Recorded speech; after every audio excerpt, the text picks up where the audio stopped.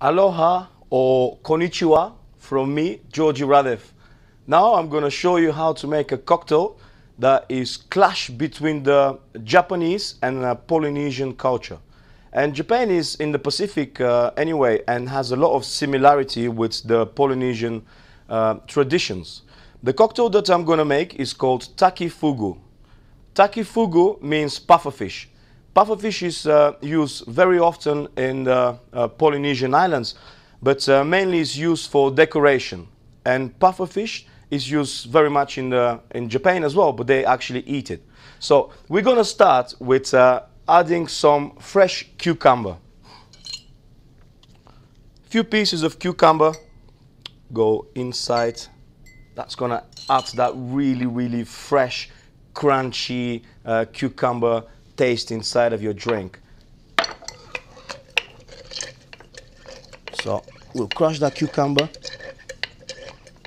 try to get the juice out. After that, we will add some sake and rum. So the rum is the Polynesian part and the sake is the Japanese. As I said, this is a clash between the two traditions. So 30 milliliters of rum, and then I'll add the sake, 20 milliliters of sake. Sake is not, is adding actually a lot of flavors inside. I'm using a dai ginjo, which is more refined, more dry sake. And because the sake is more dry, it's gonna kind of like balance out the sweetness inside as well. And then I'm gonna add some ginger after that as well, which is the ginger REAL. Ginger is used in the Japanese cooking a lot, and that's why I'm adding it on.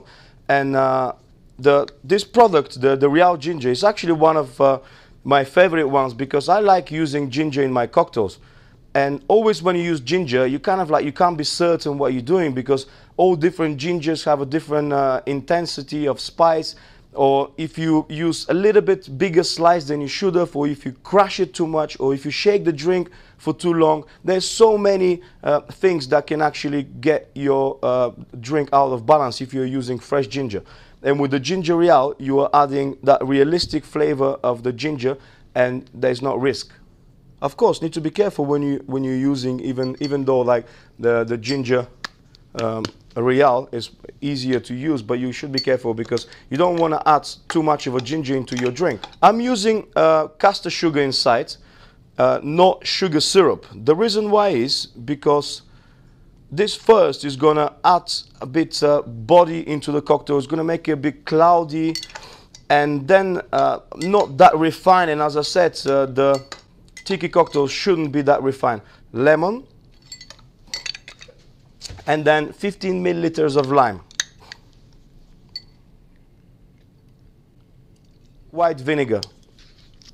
That really adds that kind of like a bite that when you drink it, you wouldn't even think that it's a vinegar, but you'll be like, oh, there's something different in there. And because it's a clash between the Japanese and the Polynesian, I want it to be a little bit more different when you taste it. You want less than that, something like between 3 and 5 milliliters of the balsamic vinegar.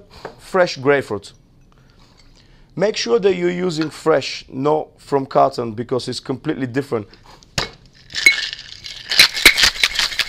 So you don't need to use a fine strainer after that.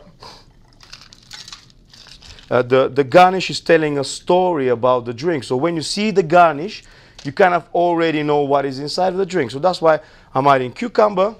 Slice the ginger in a very small pieces, and then you just place it randomly like this on the top.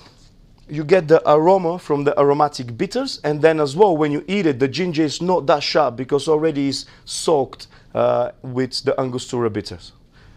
Now you already know how to make that amazing clash of tradition of the Japanese and the Polynesian called TAKI FUGU, the drink that is worth to die for. Cheers.